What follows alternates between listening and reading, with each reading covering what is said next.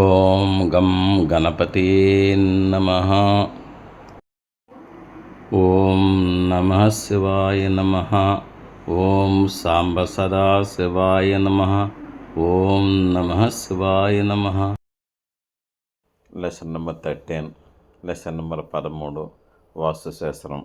సిరుల వరముల నిచ్చు దేవదేవుని మందిరం మన ఇంటిలో ఏ దిక్కులో ఉండాలి తెలుసా మీకు? పూజా మందిరం ఏ దిశలో ఉండాలి? ఓం గం గణపతే నమః. నేను మీ సిద్ధాంతి బిఎస్కేవి ప్రసారాల నుండి ఓం Shri Panchamukheshwara జ్యోతిష్పీఠం, voice of BSKV ప్రసార సిద్ధాంతి ఛానల్ 9440255669. మనము యూట్యూబ్ మాధ్యమం ద్వారా వాయిస్ ఆఫ్ బిఎస్కేవి ప్రసార సిద్ధాంతి ఛానల్ ద్వారా ఇప్పటికీ చాలా వీడియోలు మనం ప్రజెంట్ చేసుకుంటున్నాము కూడాను. అయినట్టయితే అందరికి కూడా జ్యోతిషము, వాస్తు, సంఖ్యాశాస్త్రం గురించి అవగాహన కలగాలి అనే ఉద్దేశం కొద్దీ నాకు వచ్చిన విద్యని నేను ప్రదర్శన చేస్తున్నాను. ఇది క్లాసెస్లా కూడా కండక్ట్ చేస్తున్నాను, సబ్జెక్ట్ వైజ్. మీరు ప్రతిదీ కూడా చూసి ఆకలింపు చేసుకొని మీరు ఇందులో ప్రవేశం పొందుతారని నేను ఆశిస్తున్నాను.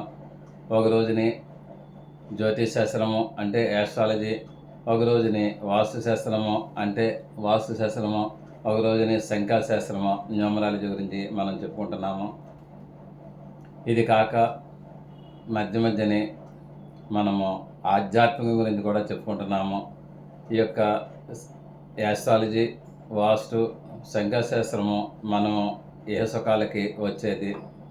ఈ యొక్క ఆధ్యాత్మికం ఇహలోక సుఖాలకి, పరలోక సుఖాలకు కూడా చెందినది. అందుకు దీనిని కూడా మనం సాధన చేసుకుంటే మంచిది.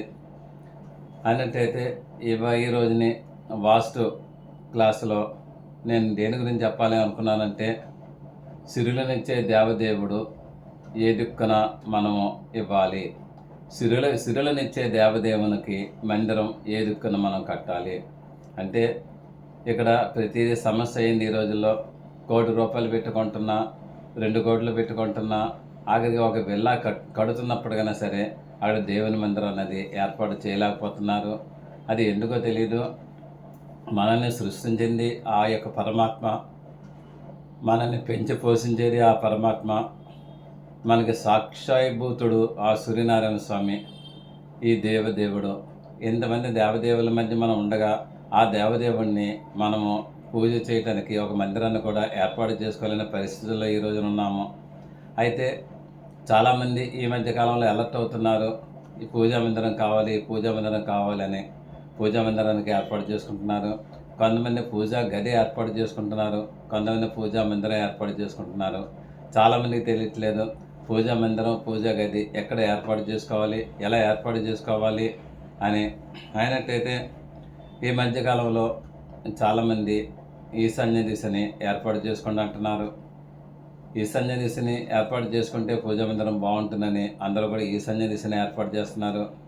అది సర్వత్రా శ్రేయస్కరం, మంచిదే కాదు అని నేనే అన్నాం. ఈశాన్యానికి అధిపతి ఈశ్వరుడు దేవుడు కాబట్టి ఈశ్వరుడు అక్కడ దేవుడిని పెట్టడం మంచిదే, సమంజసే. కానీ శాస్త్రంలో ఎక్కడో కూడా విదిక్కుల్లో దేవుని మందిరం పెట్టమని అనలేదు, దిక్కులలోనే పెట్టమన్నారు. దిక్కులో అన్నట్టయితే తూర్పు, పడమర, ఉత్తరం, దక్షిణ దిక్కులు. విదిక్కులు అన్నట్టయితే ఈ ఆగ్నేయం, నైరుతి, వాయుం, ఈశాన్య విదిక్కులు అంటారు. ఈ విదిక్కులు అన్నది ఏంటంటే 2 భుజాలను కలుపుకుంటూ ఒక కార్నర్ వస్తుంది, దానిని విదిక్కు అంటారు. కానీ ఇక్కడ దిక్కులంటే దేనికది ఇండివిజువాలిటీ ఉంటాయి. విదిక్కులు అన్నట్టయితే 2 భుజాల కలయిక వల్ల వచ్చేది విదిక్కు. భుజం అన్నట్టయితే ఇండివిజువల్గా వ్యక్తిగతంగా ఉంటుంది అది. అయినట్టయితే అసలు దేవుని మందిరం ఎక్కడ పెట్టాలి అన్నట్టయితే కొంతమంది వేదాంతం చెప్తూ ఉంటారు, అక్కడున్నాడా, ఎక్కడున్నాడు దేవుడు, సర్వాంతర్యామి, అన్ని చోట్ల ఉన్నాడు దేవుడు, కాబట్టి ఎక్కడైనా పెట్టుకోవచ్చు అని చెప్తుంటారు. కానీ వాళ్ళు చెప్పింది చాలా కరెక్ట్. ఎక్కడైనా ఉన్నాడు దేవుడు, అన్ని చోట్ల ఉన్నాడు. అంతా కూడా సృష్టి చేసినంత ఆయనే, లయం చేసింది ఆయనే, పెంచి పోషించేది కూడా ఆయనే. అటువంటి ఆయన లేని చోటు ఎక్కడుంది? మీ కాళ్ళ కింద ఉన్నాడు, మీ తల మీద ఉన్నాడు, మీకు అష్టదిక్కుల్లోనూ ఉన్నాడు, అణువణువులోనూ ఉన్నాడు. కానీ ఆయనకి ఏదో ఒక దిక్కుని ఏర్పాటు చేయాలి కదా మనం. మనం దేవుని మందిరం గురించి ఆలోచన చేసే ముందర దేవుడు అన్న పదానికి మనం అర్థం తెలుసుకోవాలి. దేవుడు అన్న పదానికి అర్థం ఏంటంటే, దేవ అన్న పదము దైవ అన్న ధాతువులోంచి పుట్టింది. దైవ అన్న ధాతువు దివి అన్న ధాతువులోంచి పుట్టింది. దివి అంటే వెలుతురులు అని అర్థం. అంటే వెలుతురుగా నిలయమైన వాడు కాబట్టే దివాకరుడు అన్నాడు. వెలుతురులే దేవుడు. వెలుతురులు ఇచ్చేవాడు దేవుడు కాబట్టి లైటింగ్ ఇచ్చేవాడు దేవుడు. అక్కడ మనం ఆలోచన చేసినట్టయితే సాక్షాత్తు కూడా సూర్యభగవానుడే మనకి దేవదేవుడు అవుతాడనమాట, ఇంకెవరు కాదు.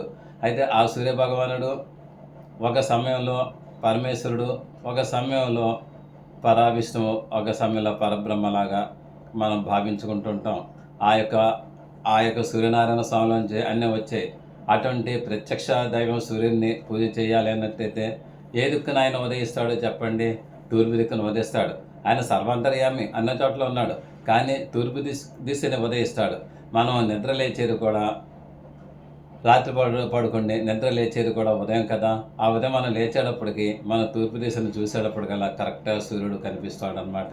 అంటే దేవుడుని ఫస్ట్ మనం ఎక్కడ చూసామో తూర్పునే చూసాం. కాబట్టి మనం అంటే మనం కాదు, మన పూర్వీకులు కూడా చూశారు.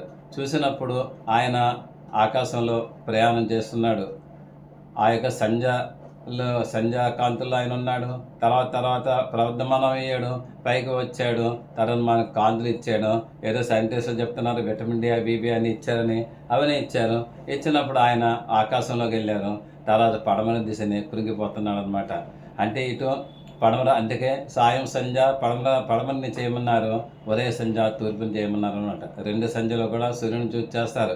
అయితే ఎక్కువగా మనం నిద్ర లేచిన వెంటనే దేవుణ్ణి ఆరాధించేది, సూర్యుని చూసేది తూర్పు దిశనే కాబట్టి ఆ తూర్పు దిశ దేవుడు అంటే దివాకరుడు, అంటే వెలుతురులు ఇచ్చేవాడు.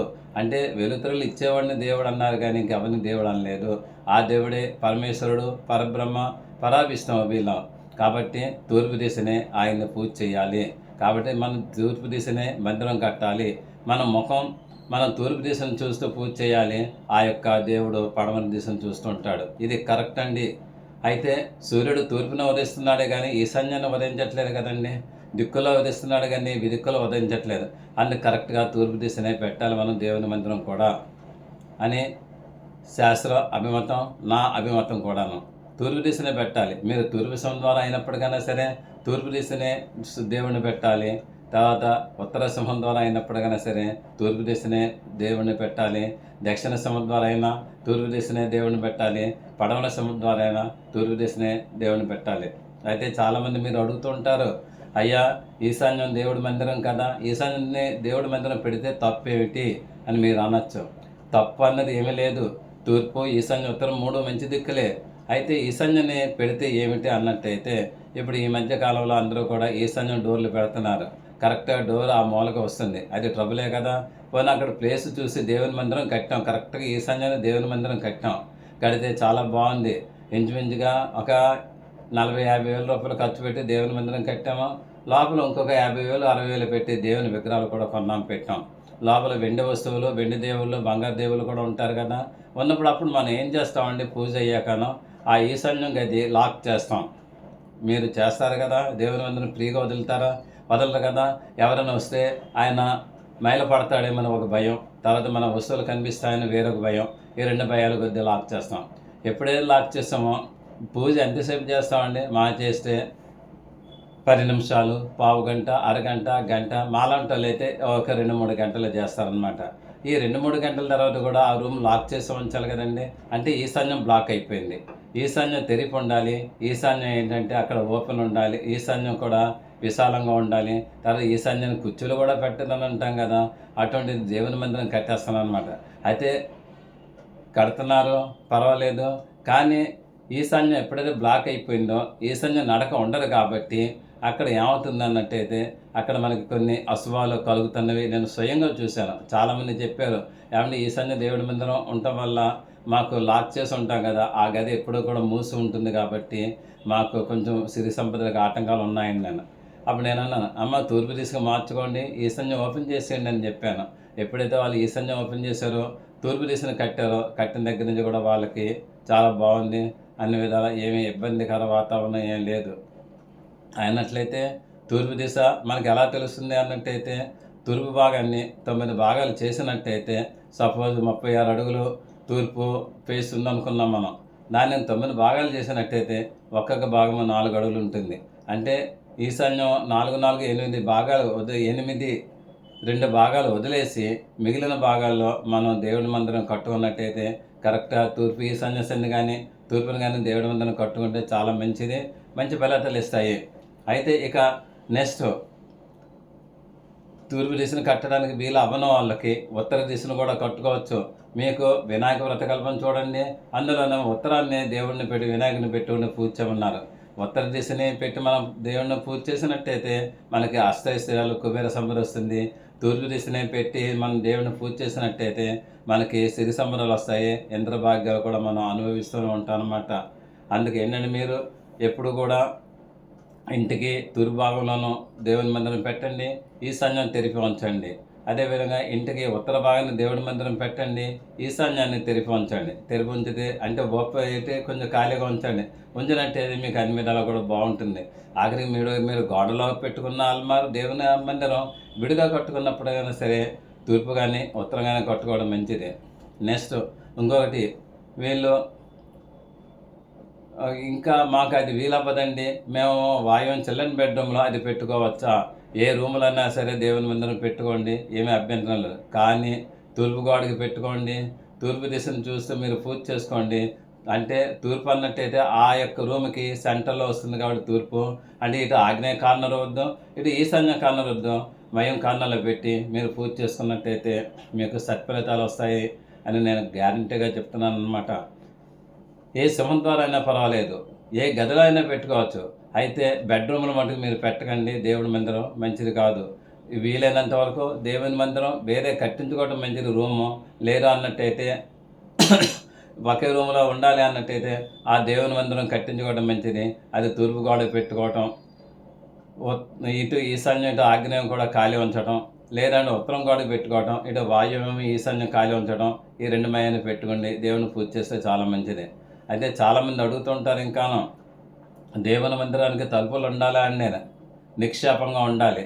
కారణం ఏంటంటే దేవుని మందిరం అన్నట్టయితే అంతా పాజిటివ్ థింకింగ్ ఉంటుంది, అంతా కూడా పాజిటివ్ వైబ్రేషన్స్ ఉంటాయి. అదంతాను మీరు దేవుని మందిరంలో ఒక్క గంట సేపు కూర్చోండి, లేదా ఒక అరగంట కూర్చోండి, ఒక పావుగంట కూర్చోండి. మీ యొక్క మనస్సు ఏ విధంగా ఉంటుంది, మీ యొక్క మస్తిష్కం అంటే మైండ్ ఏ విధంగా ఉంటుంది మీరు ఆలోచన చేయండి. మీరు బయట వాతావరణంలోకి వెళ్ళిపోయినట్టయితే మీకు అక్కడ పాజిటివ్ వైబ్రేషన్స్, నెగిటివ్ వైబ్రేషన్స్ 2 ఉంటాయి. కాబట్టి మీరు ఏమడలేరు. అందుకేంటంటే మీకు బయట నుంచి చాలామంది విజిటర్స్ వస్తున్నప్పుడు దేవుడు మైల్ అవ్వకుండా ఉండటం కోసం మీరు కర్టెన్స్ వేసుకోండి, దేవుని పూజ అయ్యాక క్లోజ్ చేసేయండి, మంచి పద్ధతి. నెక్స్ట్ ఏంటంటే మీరు ఇంట్లోకి ఎవరినైనా రప్పించేటప్పుడు బయట బిందె పెట్టి నీళ్లు పెట్టండి, కాళ్ళు చేతులు కడుక్కొని రమ్మనండి. అప్పుడు ఏంటంటే నెగిటివ్ వైబ్రేషన్స్ అన్నీ కూడా బయటకు పోతాయి, పాజిటివ్ వైబ్రేషన్స్ ఆయనతో పాటు వస్తాయి. వచ్చినప్పుడు ఆయనకి మంచిది, మీ అందరికీ మంచిది. నెక్స్ట్ ఇంకొకటి ఏంటంటే మీకు దేవుని మందిరంలో ఎప్పుడు కూడా ఒక గ్లాసు తీసుకోండి, గ్లాసు నిండా నీళ్లు పోసుకోండి, దానిలో మటుకు నిమ్మకాయ వేయండి, ఒక గులాబీ పువ్వు పెట్టండి.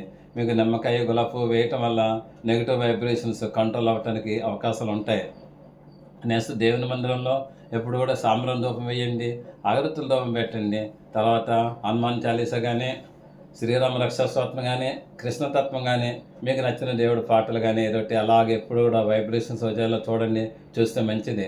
అయితే చాలామంది విగ్రహాలు ఎటువంటివి పెట్టుకోవాలంటారు. విగ్రహాలు మట్టుకు బస్త సైజు విగ్రహాలు ఏం పెట్టకండి. అంటే పూర్తి విగ్రహాలు ఉండాలి. అంటే నిలబడినా కూర్చున్నప్పుడు కన్నా సరే తల దగ్గర నుంచి పాదాల వరకు ఉండాలి. తర్వాత సాలిడ్ విగ్రహాలు ఉండాలి. ఫ్రంట్ భాగం ఉండి బ్యాక్ గొల్లగా ఉండని కాదు, సాలిడ్ విగ్రహాలు. మేము వెండి కొనుక్కోలేకపోతే ఎత్తడి కొనుక్కోండి, రాగి కొనుక్కోండి, లేదంటే మట్టి పెట్టుకోండి, మీకేమీ అడగలేదు. మట్టితో పూజ చేస్తున్నారా, రాగి విగ్రహాలు పూజ చేస్తున్నారా, వెండి విగ్రహాలు పూజ చేస్తున్నారా, బంగారు విగ్రహాలు పూజ చేస్తున్నారా, బాగున్నాడు మిమ్మల్ని అడగడు, ఆయన మీద అవడు. మీకు కావాల్సింది ఆయనకి మీరు చూపించే భక్తి పుష్పం ఒకటి చాలా ఆయనకి. నెక్స్ట్ అది పెట్టి సాలిడ్ విగ్రహాలు అంటే బరువు విగ్రహాలు పెట్టుకోండి.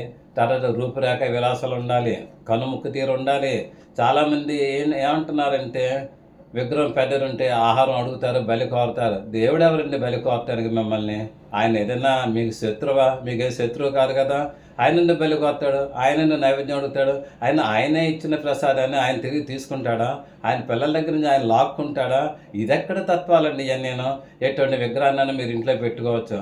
ఆ విగ్రహం కూడా మన హృదయం ఆ మాత్రం ఉంటుంది.